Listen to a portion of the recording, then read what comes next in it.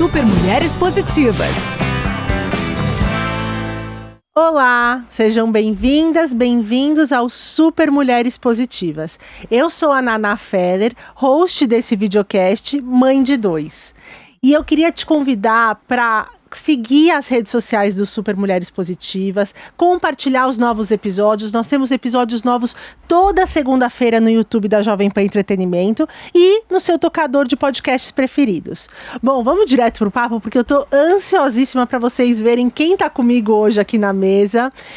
O papo hoje, o nosso assunto é sério, mas a gente vai tentar desmistificar muita coisa, trazer o máximo de informação para que a gente consiga transformar a realidade de violência contra as nossas crianças. É possível a gente educar sem castigos físicos, sem castigos, sem violência emocional? Bom, quem vai me ajudar a responder essas perguntas hoje é Nanda Perim, conhecida muitos de vocês como a Psimama. Olá. Nanda, que bom ter você aqui. Muito obrigada pelo convite. Eu amei o convite de estar aqui. Nanda, e você veio, né? Você veio de Vitória para São Paulo para gravar conosco. Eu sei que esse assunto para você mexe com você. A gente estava falando um pouquinho nos bastidores, né? Que é um assunto pesado, difícil, mas ao mesmo tempo você, como uma ativista da educação não violenta, eu imagino que quanto mais gente te escutar, melhor né? Sim, é a minha missão de vida, assim. Eu falo que o meu sonho é tornar a educação positiva senso comum, né? E isso só vai ser possível com a gente falando para todo mundo e não só para quem procura a gente nas redes, como você estava falando, né? Quem me procura, quem encontra a Psimama no Instagram, já está numa busca, e a gente precisa alcançar as pessoas que não estão nessa busca, as pessoas que nem sabem que eles precisam dessas informações, né? E você falando sobre isso, sobre as pessoas que nem sabem, né, que nem estão buscando, eu acho que resgata um pouco da geração que é a geração anterior à nossa, né, nossos pais, que nos educaram com tanto, né, muitos com muito amor, com muito carinho, mas que tinha de repente a palmada, a chinelada, porque tinha falta de informação, era quase que uma questão cultural, a questão de ensinar através do castigo. E Nanda, eu queria já fazer um convite para você imaginar uma cena, e aí a gente discutir a partir dela. Bom, eu tenho um filho de 3 anos, e aí viralizou nas redes muito esse vídeo onde a mãe apresentava para o filho alguns mecanismos de castigos que eram feitos antigamente, como um chinelo, um cinto, e eu apresentei para o meu filho, eu estava com ele na cama, e aí ele estava fazendo bagunça, eu peguei um chinelo, mostrei para ele, vou pedir para Letícia, nossa diretora, inclusive, incluir esse vídeo aqui para vocês entenderem a situação. Falei, olha, se continuar fazendo bagunça, olha o que vai ter. Ó, você vai ver só. Olha aqui. Se tiver bagunça... Sabe o que significa isso? O quê? Aí ele olha, vem, pega o chinelo, fala... No pé.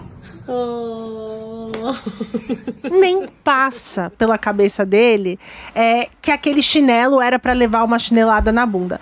Eu não me lembro de ter levado chinelada, talvez beliscões e tal, mas eu não me lembro de ter. Mas eu sei que aquilo foi usado por muitos pais e ainda é como uma forma de castigar ou de educar, né?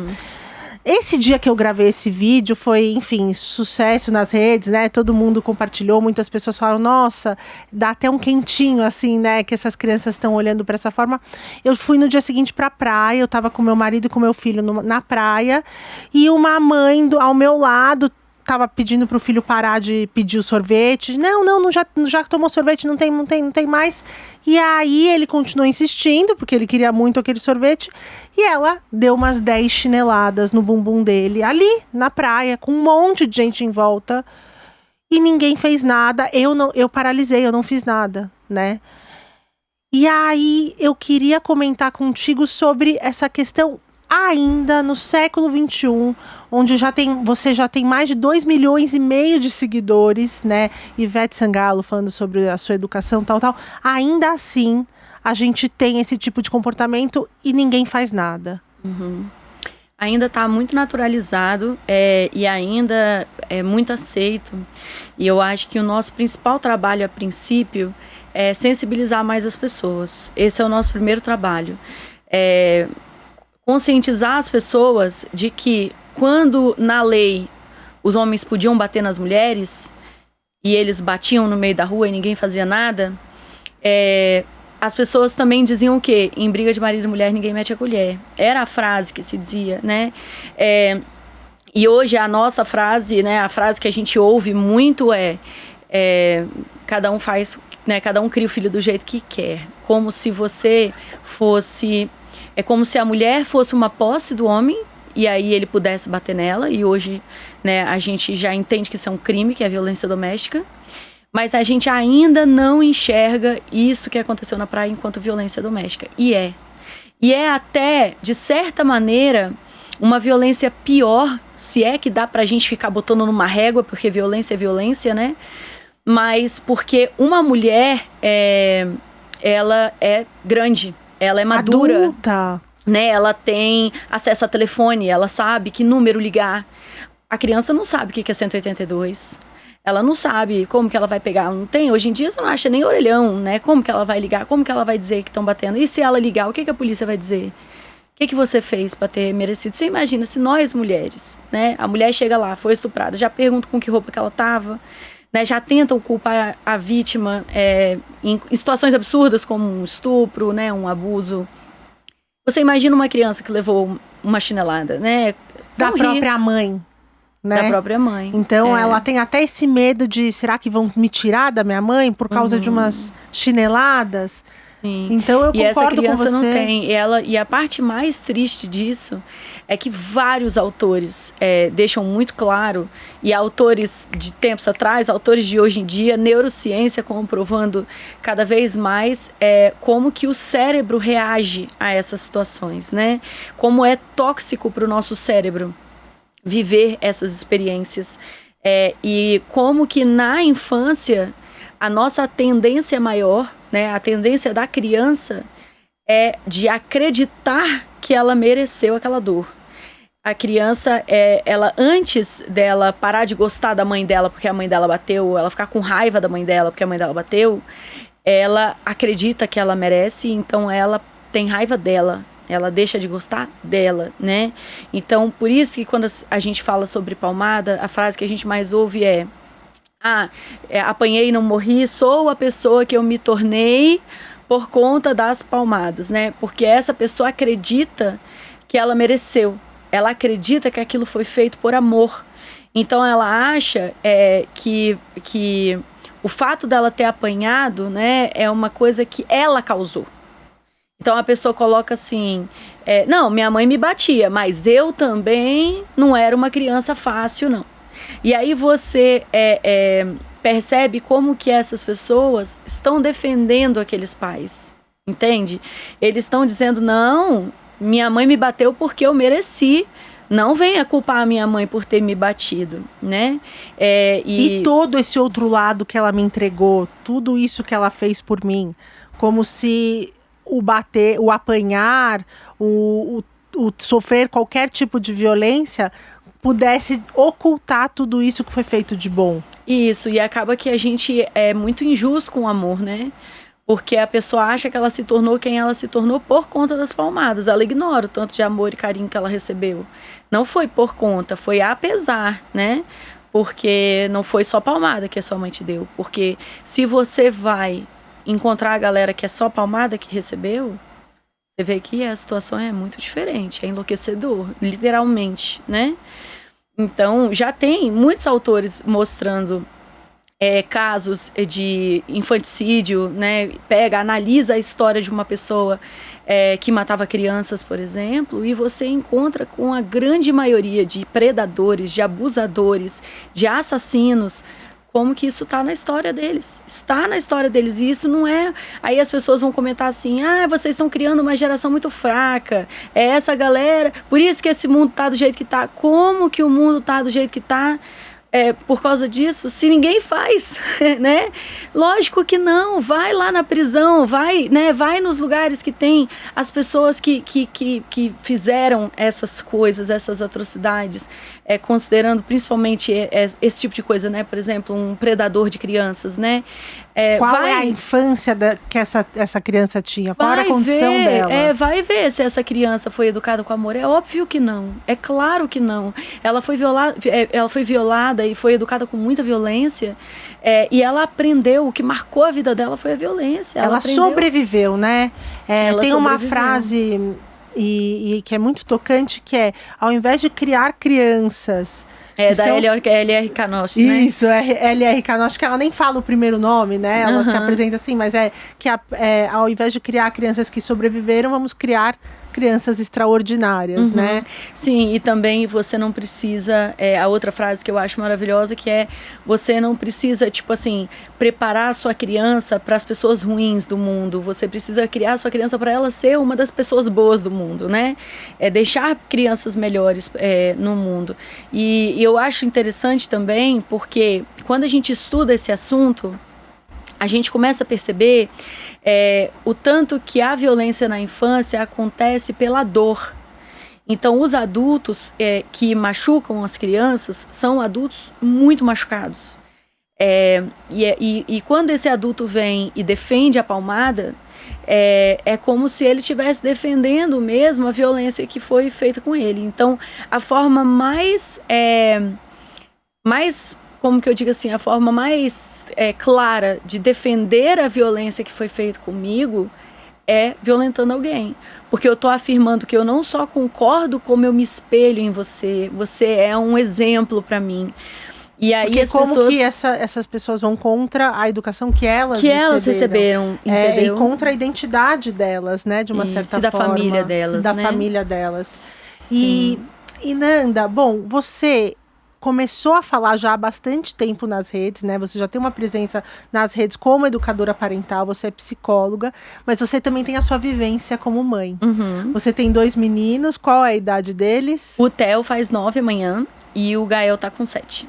E aí, qual é a sua experiência? Porque eu acho que tem essa questão da bolha, né, de pessoas que já estão buscando essa educação não violenta, que às vezes nos atravessa alguma atitude que a gente logo se arrepende. E aí, para você, buscar esse tipo de educação foi antes ou depois de você ser mãe? Foi bem depois. Eu defendi a palmada com unhas e dentes antes de ter filho, assim. Eu brinco. Você já era psicóloga, né? Eu já era psicóloga, mas na psicologia, na minha formação de psicologia, a gente não falava disso, né? Eu formei 10 anos atrás, formei em 2013. E não se falava disso.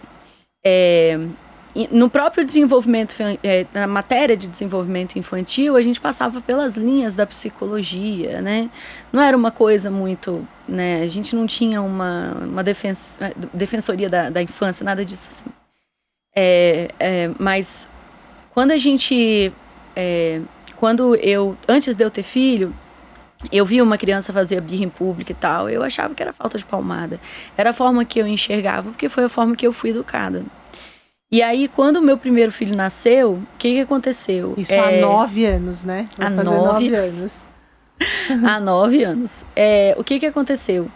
Eu queria o parto normal, e há 9 anos você querer parto normal era uma coisa meio de doido, né? As pessoas me chamavam de maluca, de irresponsável. E eu quis isso porque eu cresci, a minha melhor amiga de adolescência, assim, o pai dela era obstetra na minha cidade, e ele tinha um projeto chamado Natural é Parto Normal. E aí, eu, na época, ele tinha um livro sagrado, eu gostava muito, e eu fiquei apaixonada por essa proposta. Então, quando eu engravidei, eu fui já era um vanguarda assim. Da época, né? E quando eu fui para isso, é como se eu tivesse indo para uma população marginalizada do parto, assim, entendeu? Naquela época, hoje já não é assim. 9 anos atrás não tinha quarto de parto humanizado em hospital, não tinha nada disso. E aí a gente, foi difícil até para minha família apoiar que eu queria parto normal. Então, eu cheguei na maternidade já num lugar de quebrar ciclos nesse sentido, de que eu não queria uma desnecessária, né? Não queria uma cesariana desnecessária, se pudesse, se tivesse tudo certo. E aí, quando eu passei pelo parto e tal, e começou o puerpério, eu caí de um precipício, assim, porque eu nunca na minha vida eu tinha ouvido falar de puerpério. Nunca. Na faculdade Se nunca, em hoje lugar a gente nenhum, percebe que já agora que começou a falar mais sobre isso há 9 anos, você está seguindo essa mesma lógica do parto humanizado. Exatamente. Não, essa palavra puerpério era um palavrão, ninguém conhecia. Então, quando eu comecei, aí por sorte minha, uma colega de faculdade, Dani Gus, ela falou, Nanda, lê esse livro aqui antes de você ter neném. E ela já tinha filho. E aí eu comecei a ler o livro, assim, mas eu não lembro de ter dado muita bola pro livro, que é A Maternidade e o Encontro com a Própria Sombra, da Laura Gutman. E aí, não dei muita bola pro livro, mas algumas coisas ficaram comigo. E uma delas era a palavra puerpério. Quando eu passei pelo puerpério em si, que eu comecei a, pera lá um pouquinho, isso aqui não é... Como que eu não estudei isso aqui na faculdade? Isso aqui não tá legal, não tá normal. Pra mim, por exemplo, quando eu fui amamentar e doía pra caramba, e era difícil, e você só via mulheres amamentando, sorrindo nas fotos e tal. Então eu comecei a achar que eu estava enlouquecendo, mas eu sabia que eu não estava em depressão porque esse conhecimento técnico eu tinha. Então eu falei, que lugar é esse que eu tô, que não é uma depressão, mas também não é uma sanidade. O que está acontecendo? E aí eu fui estudar. E quando eu fui efetivamente pegar aquele livro para estudar, porque eu tenho um negócio com relação a livro, que eu não consigo ler um livro. Eu tenho que estudar aquele livro. Então é um negócio que eu acho que por um lado é ruim, porque eu não consigo ler muitos livros. Eu acabo lendo 2 no máximo por mês, porque eu preciso estudar esse livro. Mas, por outro lado, um capítulo de um livro que eu leio, eu já você absorve muito. Isso, sim. E acho que é o que tornou possível a Psimama existir, né? E que é uma habilidade que, vale dizer, eu não sabia que eu tinha, porque as nossas escolas não valorizam esse tipo de inteligência, né? É outra coisa que é valorizada. Nunca tirei nota muito boa, não. E aí, o que acontece? Quando eu comecei a estudar, eu fiquei muito chocada com ser psicóloga formada numa universidade federal muito bem conceituada, e eu nunca ter ouvido falar daquilo. E aí eu disse, gente, como assim, né? E aí parece que é um universo que você entra pela porta da frente, né? Quando você tá falando até de parto humanizado, mas aí é tudo humanizado, né? Então você entrou nessa portinha através do parto humanizado e ali é a criação humanizada. Então, nessa época ainda não era. Ainda nem era, tá? Nessa época ainda não. Tá. Não. Mas já começou a abrir o seu horizonte para esse tipo porque de vida, o que me né? abriu, a primeira coisa que me abriu foi... Eu vou te contar a história. Tá, conte. A gente tava na casa da minha mãe, que depois que eu tive meu primeiro filho, eu fiquei na casa da minha mãe. Que era uma época, inclusive, naquela época as pessoas eram contra. E eu sentei com ela, a minha mãe mesmo, né, relutou um pouco com a ideia. Um dia eu sentei, olhei no olho dela e falei, mãe, preciso que você faça isso por mim. Tipo assim, é um pedido, eu sei que você não quer, eu sei que você vai ficar incomodada, mas eu preciso que você faça. E aí ela fez, tipo, tá bom. E então, pra ela foi um pedido estranho. E depois, eu estudando, eu descobri por que aquele pedido fazia muito sentido, né? E aí, eu tava na casa da minha mãe, na primeira semana de nascido do Theo, do meu mais velho. E na maternidade, eu fui a mãe, a primeira vez, né? Eu fui a mãe padrão. Então, pra mim, foi muito bom ter passado por essa experiência, porque eu consigo trabalhar com o que eu trabalho hoje. Nós somos extremamente infantilizadas no hospital. Elas abaixam, mãezinha, oi, vamos levantar para dar uma movimentada nesse corpo. Amiga, fala comigo normal, né? Por que você tá agindo assim? Elas pegavam 2 horas da manhã, 3 horas da manhã, pá, a porta do quarto, acende, toma aqui um remédio para gases. Eu não quero remédio para gases, eu não pedi remédio para gases. Não, o médico falou para tomar de tantas horas. Não faz mais sentido eu tomar isso se eu sentir que eu tô precisando. Por que você tá me acordando? Para mim era muito melhor eu estar dormindo. Então eu lembro que eu fiquei muito incomodada. Eles furavam o Theo a cada não sei quantas horas para testar a glicemia. Mãezinha, você não quer dormir? Eu levo ele um pouquinho lá. Isso, aí entrou, berçário. Pegou o Theo, deu o banho nele, não me perguntou nada. Pegou o meu filho, mergulhou ele na água sem me perguntar nada. Botou ela a roupa te que ela tratou quis. como as pessoas tratam as crianças. Exatamente. dando. mas não foi a minha. Eu vejo que isso é bem padrão nos hospitais, sim, né? Concordo. Você lembra de ter vivido isso? Super, nos meus 2 partos. Eu acho que eu chego já mais empoderada por conta das informações desses últimos, né? O meu filho mais velho tem 3. Eu pari, a minha filha mais nova tem 10 meses. Então eu já chego muito o máximo preparada possível que dá pra ser, mas ainda assim é protocolar, né? Isso, então, é muito. muita coisa eu tive que brigar lá dentro, né? Não, eu não quero E eu induzir. percebo porque eu tô acompanhando as minhas amigas agora, né? Isso é claro, é óbvio, assim, o jeito que pega no seu peito pra te ensinar a amamentar, e você fica tipo, uou, amigo, isso é meu peito, isso não é um saco qualquer que você tá pegando. Então, tô generalizando? Tô, mas eu estou generalizando porque é o que eu vejo grande. Ah, mas tem enfermeira que não é assim, tem médica. Sim, que bom, maravilha. Se você está me ouvindo, parabéns pro seu trabalho maravilhoso, mas não é o padrão. Até pra gente chegar num lugar cultural de transformação, isso, né? Exatamente. Se a gente não falar... Então, pega aqui, pega dali, chegou num ponto que eu tava amamentando o Theo e eu fiz um carinho assim na bochecha dele. E a enfermeira falou assim, mãezinha, não faz isso, tá? Sua mão é super áspera. Pra um bebê, a mão de um adulto é como se fosse uma lixa. Então você vai machucar o seu filho assim, você não faça isso. E eu, nossa, eu não quero machucar meu filho. Não vou fazer carinho nele mais.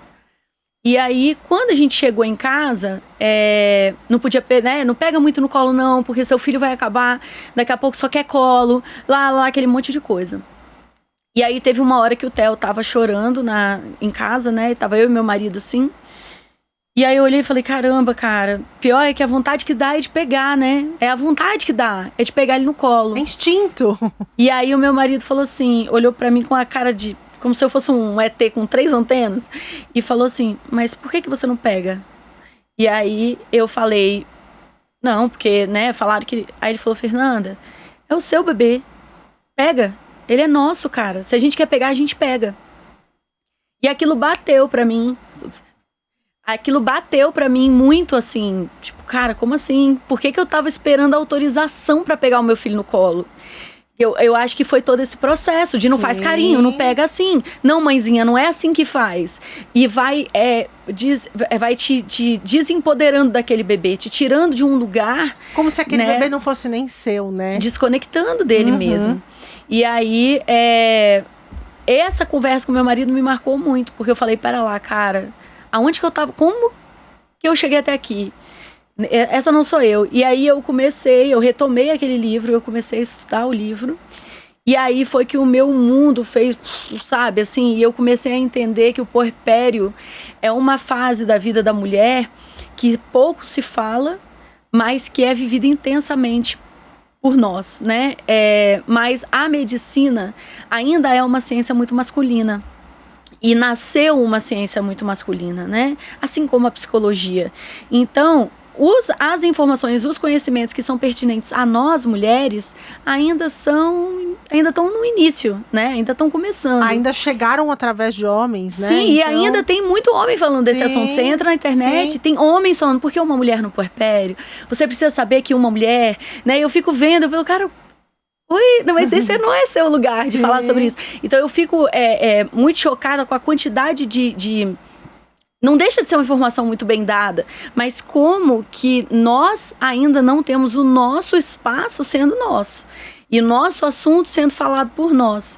Então eu vejo uma mentalidade ainda muito medicamentosa, que é uma coisa que a Laura Gutman fala, que é a linguagem medicamentosa. Então tudo é refluxo, tudo é cólica, tudo é a PLV, tudo é alguma doença, sabe? Assim, tudo é algum diagnóstico. Que parte muito dessa ansiedade do ser humano de colocar nome em tudo, rotular, para controlar. Não que essas coisas não existem, né? Mas é mais fácil você dizer para uma mãe, por exemplo, o seu filho tem refluxo. Então, você tem que ficar com o seu filho no colo muito frequentemente por causa do... então eu tô autorizada.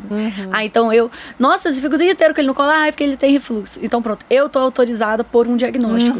Se eu não tivesse esse diagnóstico, eu não poderia ficar com ele no colo o dia inteiro. Porque senão eu vou estragar a minha criança. Então quando eu comecei a estudar isso, mergulhar nisso e me autorizar a viver o puerpério no ponto de vista dessa loucura maravilhosa e né? Transformadora, porque te transformou demais. Porque é muito, muito diferente e tal. E aí, quando eu fui passando por isso, foram acontecendo várias coisas assim na minha vida. E quando o Theo fez 1 ano, eu ainda estava mergulhada nessa situação toda, eu descobri que eu estava grávida do Gael. E a gravidez do Gael foi uma coisa que não foi planejada, porque quando eu tive o Theo, eu decidi que eu não queria ter filho mais. Eu não queria passar por nada daquilo de novo, porque o parto do Theo foi um parto muito difícil, o puerpério do Theo foi um puerpério difícil, então eu falei, eu não quero viver isso aqui mais. Tanto que quando eu descobri que eu estava grávida do Gael, eu tive que fazer um processo de luto mesmo, assim, eu chorei muito, porque eu não queria passar por aquilo tudo de novo. Então, quando eu descobri que não tinha jeito, que o bebê estava aqui, ele ia ter que sair, e não tem nada que eu possa fazer, eu comecei a estudar de novo. Só que dessa vez, eu comecei a estudar com uma criança já maior, né? Ele estava ali com 1 ano e pouco, e me preparando para outro parto, outro puerpério. Então, o que aconteceu foi que nessa fase, mais ou menos, eu já estava tão mergulhada em eu vou pegar o meu bebê no colo, sim, né? Eu não vou ficar forçando meu filho a comer mais do que ele precisa.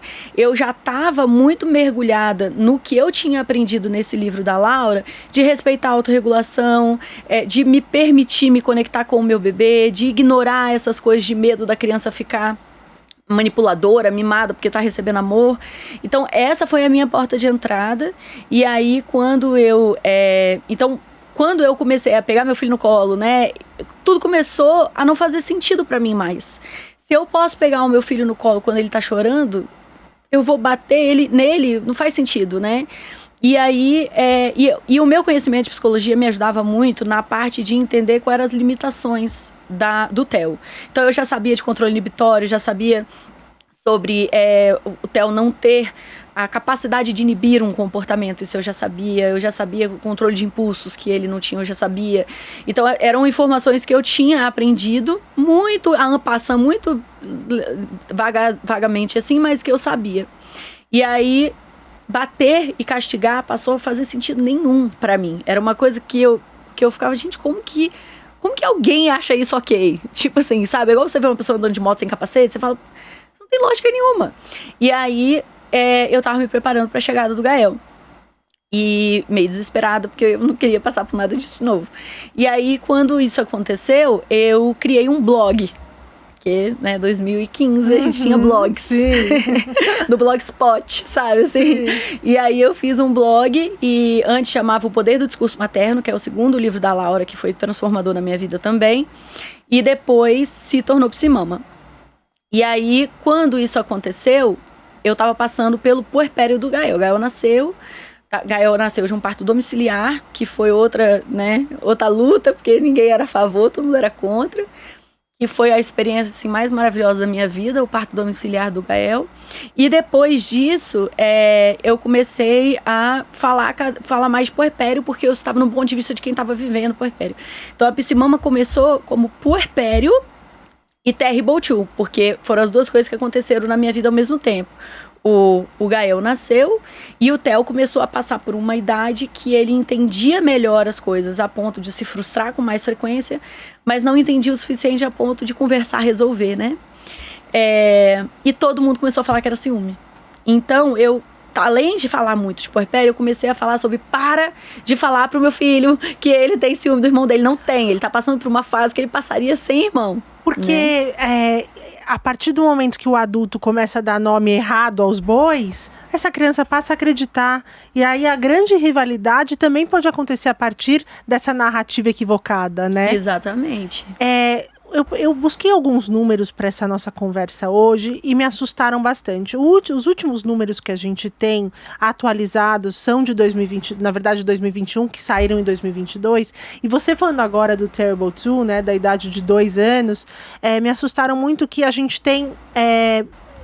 nas crianças que sofrem maus tratos, 80% desses maus tratos são em casa, ou seja, são pais tentando educar, entre aspas, através do castigo, da violência.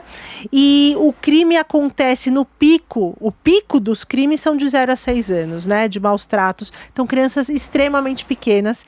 E uma das desculpas que a gente vê é exatamente para minar o Terrible Two, né? Cortar o mal pela raiz, Cortar né? o mal Entre pela aspas raiz. aí, pra quem tá ouvindo. E eu vou te convidar agora para fazer uma leitura. A Nanda trouxe pra gente aqui uma leitura. Ela mesma falou que ela vai bem profundo nas leituras dela. E aí eu queria te convidar para fazer a leitura que você fala exatamente sobre essa cultura, que é mais ou menos do século, a partir do século XV, começa muito forte essa cultura de castigo, da violência, para cortar esse mal pela raiz. E a gente entende aonde a gente chega hoje em dia aqui, ainda com essa cultura enraizada. Sim, tem uma fala que chega muito a mim na Pssimama, que é um negócio que para mim é inconcebível, mas que para muita gente é naturalizado, que existem muitas famílias que têm o orgulho de dizer... de usar a expressão, na minha casa a palmada começa na fralda.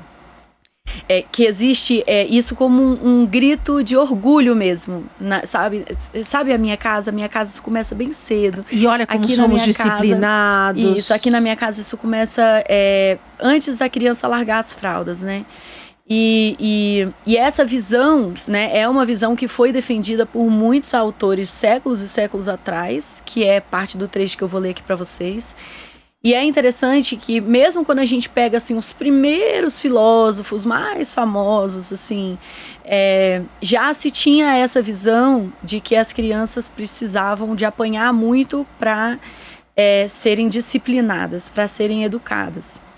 Então essa é uma visão tão antiga quanto a cultura, né? Assim, e é interessante a gente lembrar também que a violência contra a mulher também era, né? Também era parte, a escravidão nessa época era naturalizada. Então, como que a violência contra certos grupos, certas etnias, né, era naturalizada. Hoje a gente já questiona tudo isso, menos a da criança. É uma pena a mudança de uma cultura vir de uma forma tão lenta, principalmente para casos como esse. Antes de você ler esse trecho, eu só queria trazer os números mais recentes que a gente tem.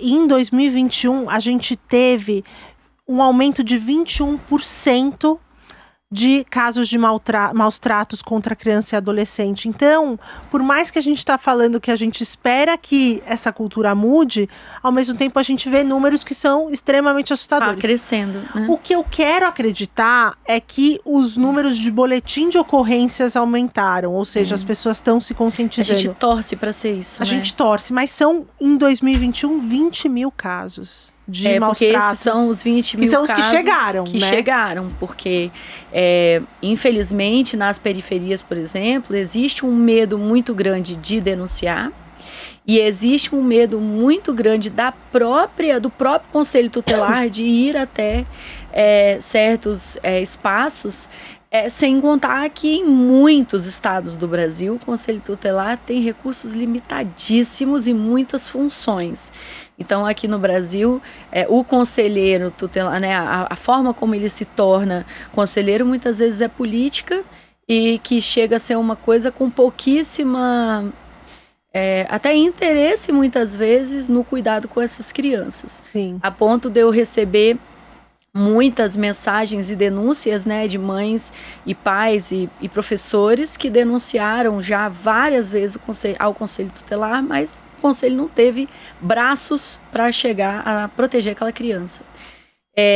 E a outra coisa que eu acho interessante de falar aqui é que no mês passado, não sei se foi mês passado ou no retrasado, mas foi em maio, mês passado, eu fui convidada a ir lá para o Congresso Nacional, falei na Câmara dos Deputados, que estavam fazendo a abertura de uma frente, né, contra a pedofilia. E eu fui convidada para falar nessa abertura. E nessa abertura, o que eu defendi foi que dentro das escolas exista uma coisa chamada educação da prevenção.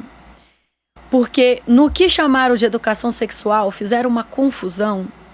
A palavra sexual, junto com a palavra educação, fez uma bagunça. Eu sempre defendi isso. Eu já tive esse tipo de conversa. O problema é o nome. É o nome. Eu já tive essa conversa. Que engraçado. Não é assim, né? É uma coisa do inconsciente coletivo. Né? Mas é curioso porque eu falei, tira esse nome. Que vocês vão ver o quanto isso não vai... Isso. E é interessante porque as mesmas pessoas que estavam nesse evento defendendo que a educação sexual está sendo usada para doutrinação, né, relacionada à população LGBT+, que hoje eu já não sei a sigla certinha, mas eu queria muito falar certinho. LGBTQIA+. Isso.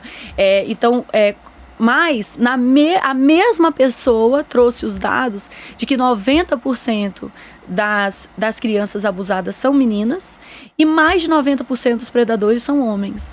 Então não dá pra gente negar de que é uma questão do machismo estrutural, né, totalmente institucionalizado no Brasil e que é urgente e que essas meninas 90, olha, eu lembro que os dados eram coisa tipo 87% dessas meninas sofreram abusos dentro de casa. Então se a gente tem a grande maioria homens e a grande maioria dentro da casa dessa menina, como que a gente vai dizer que essa educação vai ser feita pela família? Aí a pessoa que estava lá falou, não, tem que ser feita pela mãe. Eu falei, para de responsabilizar a mãe. Não, porque essa mãe muitas vezes foi a vítima também. Ela é vitimada pelo mesmo homem muitas vezes. Então vamos parar de achar que isso é uma coisa que vai ser feita pela família e entender que é muito mais importante do que muita coisa que a gente está aprendendo na escola hoje em dia. Sabe? Então que é necessário haver uma educação da prevenção e uma educação da proteção para que essa criança saiba os direitos que ela tem. Sim.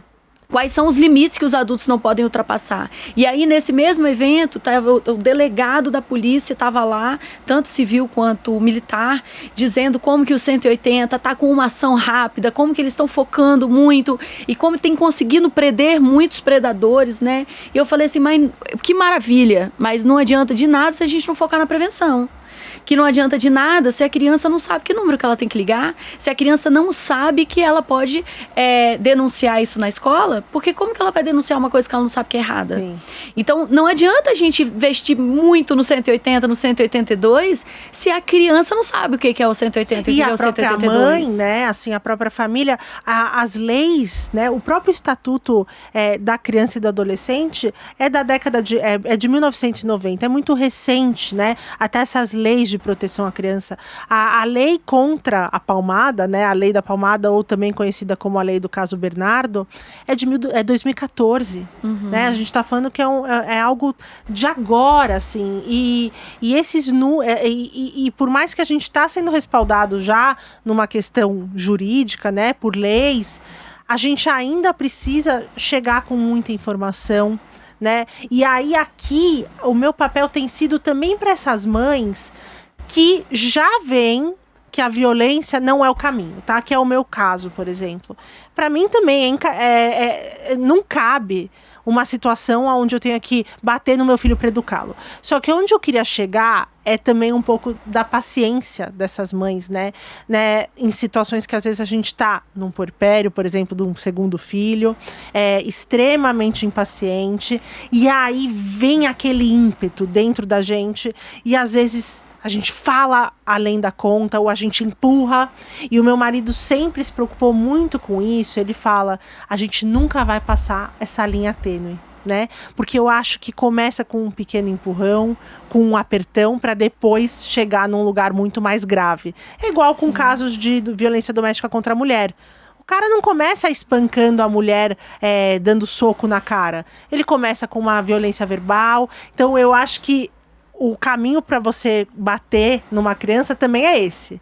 Com certeza. Então, como que a gente consegue se proteger contra nós, mulheres, mães e pais, nesse tipo de situação? Porque eu sei que como proteger os nossos filhos de nós mesmos, né? Isso. Você tem ensinado esse tipo de recurso, né? Sim. Eu acredito que uma forma da gente conseguir, primeiro, né, é a gente falar muito da saúde emocional das mães e dos pais, porque eu acredito que a saúde emocional ainda, por mais que a gente pode parecer que não, mas a saúde emocional ainda é um tabu muito grande. Tanto que lá na Psimama eu vejo nos comentários, a pessoa fala assim, nossa, tá tão difícil lidar com meu filho que eu até tô fazendo terapia. Como se terapia fosse, olha o nível que eu cheguei. Entendeu? E não, tipo assim, amiga, você cuidar da sua saúde, privilégio. Né? Isso é maravilhoso. Isso não precisa chegar a ponto de, né? Então, essa saúde da família é um ponto muito delicado, né, da saúde emocional da família, num país como o Brasil, porque é uma questão socioeconômica, né? Se eu sou uma mulher que, como acontece naturalmente no Brasil, a nossa cultura padrão nas periferias são crianças criadas por uma família matriarcal. O Brasil, apesar de ter uma cultura patriarcal, apesar de ter uma cultura focada na figura do pai, somos um país matriarca. Somos um país em que a grande maioria das famílias, né, são lideradas por mulheres. Então é muito comum você encontrar mulheres sustentando esses lares, né, vivendo, recebendo pouco ou quase nada de uma pensão quando recebem e tendo que recorrer a mais de uma jornada. Uma mulher que trabalha que só tem carteira assinada em um lugar, ela já trabalha 2 jornadas, que é casa, filho, né, e trabalho. Só que ela tem uma terceira jornada, que é o transporte público. Então acaba que essas mulheres e essas famílias, vamos incluir os pais aqui também nos casos em que eles estão presentes, a gente tem a grande maioria, se você pensar numa CLT padrão, ela tem 8 horas de carga horária, mais 1 hora de almoço 9. Vamos botar que mora numa cidade como a minha, que meia hora você vai e volta. Se você é privilegiado, você consegue ir e voltar em 1 hora. Se você pega transporte público, na minha cidade, por exemplo, a maioria trabalha numa cidade e mora na outra. Então, você acaba pegando pelo menos 1 hora, 1 hora e meia de transporte público. Então, 1 hora, 1 hora e meia indo, 1 hora, 1 hora e meia voltando, são 3 horas. 2 horas, 3 horas. Mais as 9 horas, que é 8 de carteira assinada, mais 1 hora de almoço, você tá no básico, falando da mulher, tá 13 horas fora de casa. Uhum. Então, vai ver as escolas municipais, as escolas estaduais, a grande maioria é parte da manhã ou parte da tarde. Uhum. As creches, os CMEs, a grande maioria não tem integral. Uhum. Então, aonde estão essas crianças, né? O que essas crianças estão fazendo? À mercê de quê, né? A grande maioria acaba tendo que ir para creches clandestinas, acaba tendo que ir para ser cuidado pela avó, por exemplo, ser cuidada por alguma outra pessoa da família que, por algum motivo ou por outro, já aposentou, que não está trabalhando. Então, você percebe como que essa mulher, ela já chega, né? Esses pais, eles já chegam em casa exaustos e pensando em contas a pagar, né? Porque não tá cabendo o seu supermercado, o seu aluguel, a sua conta de luz, a sua conta de água e a internet que tem que ter. E agora imaginar esses pais lidarem com crianças nos 2 anos, né? Nos 3 anos, que estão descobrindo o mundo, descobrindo frustrações, que tudo é um grande... Pais esses que foram ensinados que se a criança tá agindo assim, essa criança tá te testando e ela precisa que você mostre quem manda. Sim. E aí, quais são os recursos que a gente consegue em momentos que... E aí são todas as mães, né? Independente... Eu mesma, né? Eu tenho uma situação onde eu tenho meu marido, eu tenho ajuda em casa, eu trabalho, mas mesmo assim, qualquer pessoa, né? Todas as pessoas estão aptas a perderem... somos seres humanos, a gente perde a paciência, né? Então... O que a gente pode fazer em momentos, Nanda, que vem aquela vontade de você jogar o prato, gritar e até às vezes segurar com mais força uma criança, né? O que a gente faz nesse momento? E se a gente passou de algum limite, dá para contornar essa situação? Assim, a grande questão é a gente entender que não existe uma ferramenta que eu consiga te dizer assim, na hora da raiva faz isso aqui. Tá. Por quê? Porque eu defendo no meu trabalho, o método Psimama defende, que nós pais precisamos passar por uma reprogramação, que eu chamo de reprogramação parental. Porque nós fomos programadas para bater. Nós fomos programadas porque quando a gente se comportava de certa maneira, o resultado automático era um tapa. Né? A gente já esperava aquele tapa. Então, quando o nosso corpo já espera o tapa, o nosso corpo está pronto para dar o tapa também. Então, essa programação, não tem uma ferramenta que eu possa te ensinar para fazer essa reprogramação sem você passar por um processo. Não tem como. Por exemplo, uma coisa que eu acredito defendo arduamente que muda muito o nosso nível de tolerância com a criança, porque você vai perder bem menos a paciência se você estiver tolerando mais. É você parar de estar educando a sua criança centrado no adulto. Esperar dele você algum ter comportamento... interpretações adultas para a ação da criança. Então, eu vou te dar um exemplo clássico. A criança tá tirando um monte de roupa da gaveta com 2 anos, 3. Aí você olha, para agora, não pode. Aí a criança... Ou então ela ri e continua fazendo. Se você dá uma interpretação adulta pro que ela fez, você vai dizer, olha lá, ela tá me testando, tá debochando da minha cara, olha ali. Você tá pegando uma criança de 2, 3 anos e você tá incutindo nela, né, projetando nela uma intenção, uma decisão consciente, um deboche que é um valor simbólico que ela ainda não tem. Que se ela tivesse tudo isso, seria um gênio, né? Isso, ela teria 17 anos, sei lá. E você não tá considerando que esse impulso de tirar essas roupas da gaveta é um impulso que ela não tem controle ainda. Então, enquanto você estiver interpretando a sua criança de uma maneira adulta, você vai responder a ela como se ela fosse uma adulta. E você vai exigir dela coisas que você exigiria de um adulto. Quando você começa a entender que ela não tem controle de inibir esses comportamentos, que ela não controla esses impulsos, quando você começa a entender que ela não está planejando, ela não está decidindo, que não é uma coisa, é um reflexo do corpo dela, porque com 2, 3 anos o desejo domina muito mais do que a lógica. Quando você começa a entender isso, você tem mais paciência. Você sabe que ela não está fazendo por mal. E outra coisa também, você passa a entender, a interpretar, a enxergar aquela criança como uma criança pequena. E aí, no caso de ter passado de algum tipo de limite, e aí eu acho que isso pode ser muito devastador, né, até para a mãe e tal, mas... como agir com essa criança, né? Explicar para ela, fingir que nada aconteceu, nunca deve ser o caminho, eu imagino. Então, a educação, eu falo lá no Método Psimama que você tem 3 caminhos possíveis, né? Você pode ser autoritário, que é só a criança te respeita, você não respeita a criança em momento nenhum.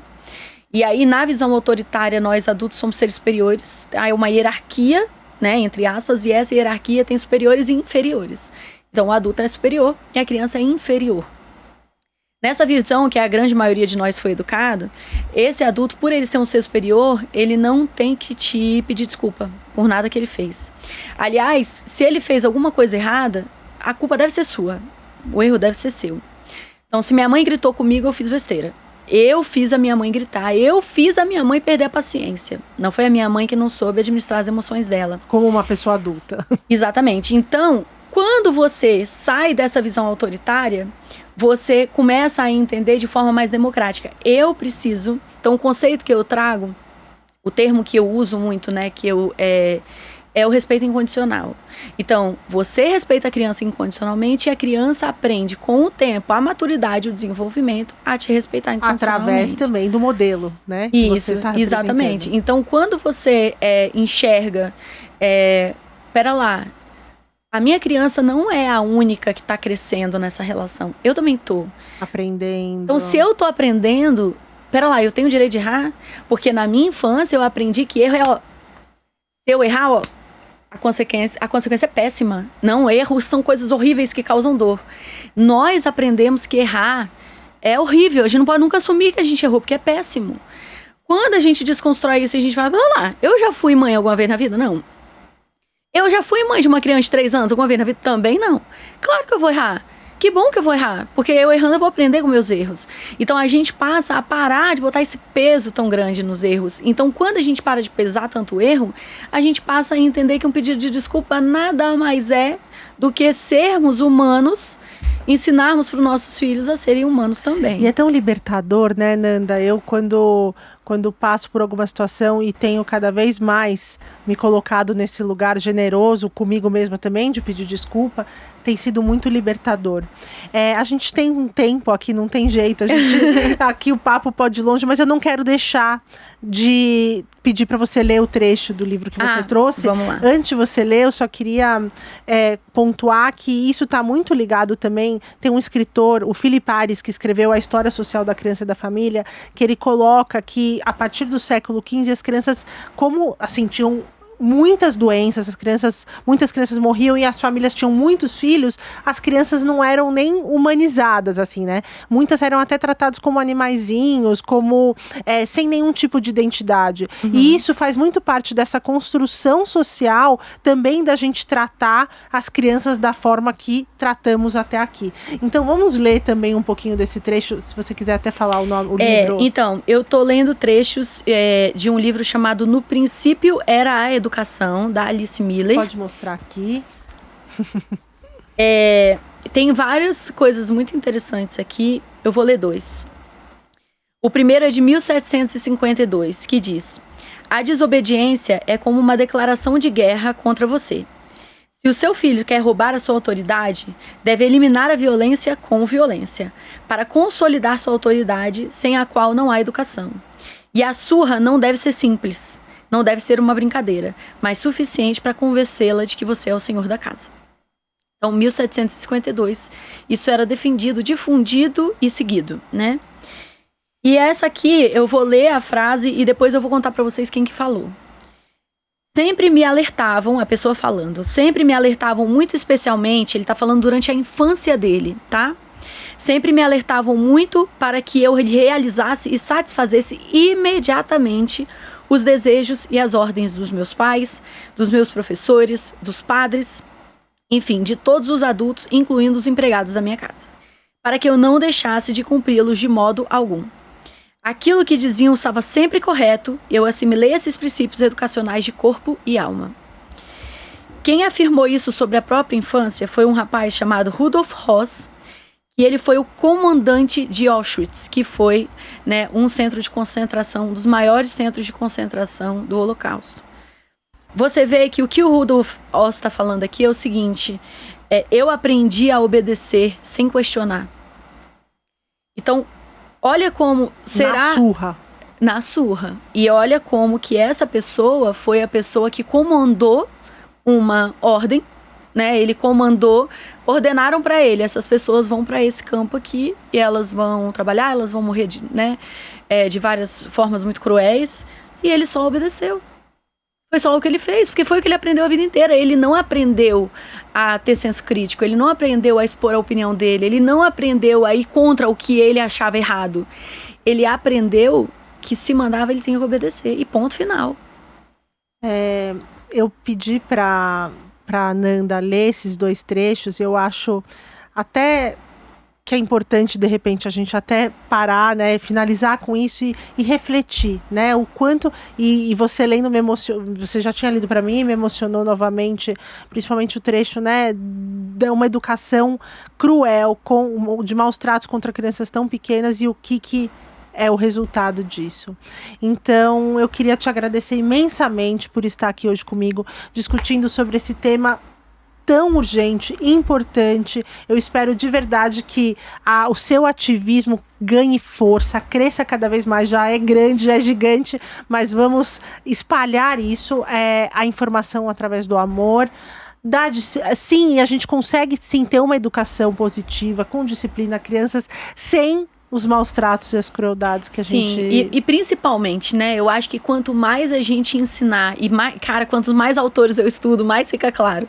Quanto mais nós educarmos os nossos filhos, ensinando a eles o respeito incondicional e o amor, mais os nossos filhos vão aprender a respeitar e a amar. E assim, não confunda, você que está me ouvindo, você que está me vendo, por favor, a partir de hoje, nunca mais confunda uma educação sem violência e sem castigos com uma educação permissiva. A educação que eu defendo é uma educação extremamente firme. Nós somos firmes, sim, porque a gente acredita que para preparar os nossos filhos para a vida, a gente precisa ensinar habilidades. né? A gente precisa ensinar o convívio social. A gente precisa ensinar até onde eu posso ir, até onde começa, né? Qual é o meu limite, no sentido de até onde eu posso ir, até onde começa o limite do outro. Então, há uma firmeza grande, sim. A gente é firme, sim, com muito amor, com muito respeito. A firmeza, ela não é oposta ao amor. Ela anda de mãos dadas da forma mais deliciosa possível. E Nanda, eu vou pedir então agora para você olhar para a sua câmera, para deixar suas redes, inclusive divulgar o seu curso sobre educação positiva. Bom, eu tenho um Instagram que é Psimama com A+, então Psimama. E lá eu coloco todos os dias os melhores conteúdos de criação de filhos, todos com muito estudo. Como vocês podem ver, esse livro que eu tô lendo aqui para vocês, eu trouxe para estudar na viagem. Eu tô sempre estudando, então eu tô sempre trazendo atualizações.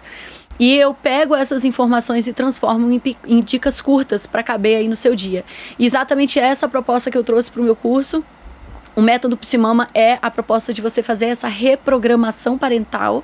Então você tem aulas curtas, e em cada aula eu te ensino uma ferramenta só, porque as pessoas falavam, eu saio, né, você assiste um curso, você sai com um monte de coisas que você acha que seria legal botar em prática, mas chega na hora, você não sabe colocar. Então a reprogramação está em você mudar uma habilidadezinha, você vai mudar uma ferramentazinha, você vai aplicando umazinha por dia. E o que meus alunos falam é que quando você vai ver, aquilo já está fazendo parte da sua comunicação, já faz parte da sua rotina. Você para um dia, analisa e fala, caraca, tem 3 dias que não tem confusão aqui em casa, tem 3 dias que minha criança não faz birra. Então você vai sentindo o acúmulo dessas pequenas mudanças em um grande resultado. Então é só você ir lá no Psimama que você vai encontrar todas as informações do meu curso. Obrigada, Nanda, por estar aqui. Eu espero que vocês tenham gostado do programa de hoje. Compartilhem, divulguem. E na próxima segunda-feira temos um novo episódio no ar.